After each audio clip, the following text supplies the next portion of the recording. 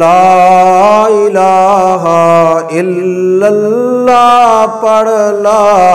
الہ الا اللہ۔ اور جتنی باتیں لوگوں نے بنا رکھی ہیں عاشورہ، محرم کے عاشورہ کے سلسلے میں، اس کی قرآن سنت میں کوئی بنیاد نہیں۔ بعض لوگوں نے عاشورہ کے دن کچھ جو فلاں قسم کا کھانا پکنا ضروری ہے، کھچڑا اگر نہ پکا تو عاشورہ ہی نہ ہوا، تو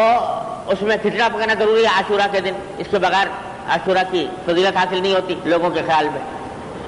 تو اس قسم کی کوئی بات رسول کریم سرورت عالم صلی اللہ علیہ وسلم نے ارشاد نہیں فرمائی، صحابہ کرام نے اس کے اوپر عمل نہیں کیا، تابعین نے، بزرگان دین نے صدیوں تک کہیں اس کا کہیں وجود نہیں ملتا، اپنی طرف سے لوگوں نے ایجاد کر۔ ہاں ایک ضعیف حدیث ہے، وہ حدیث بھی ضعیف ہے، کمزور ہے، کوئی ایسی مضبوط روایت نہیں ہے، اس میں رسول کریم صلی اللہ علیہ وسلم کا یہ ارشاد منقول ہے کہ آپ نے فرمایا کہ جو شخص عاشورہ کے دن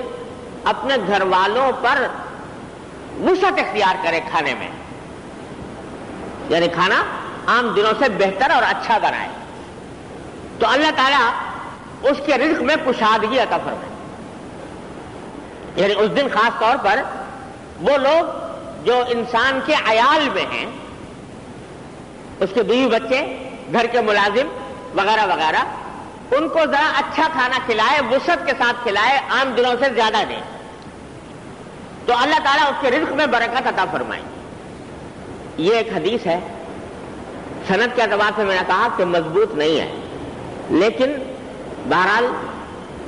اگر کوئی شخص اس کے اوپر عمل کرے، حدیث کمزور صحیح، سند کے اعتبار سے کمزور صحیح، لیکن بہرحال ایسی چیز ہے کہ اس کے اوپر عمل کرنے میں کوئی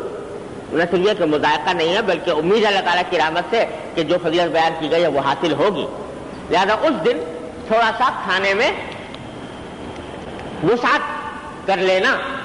اپنے گھر والوں کے لیے، یہ بھی اس روایت کا حاصل ہے۔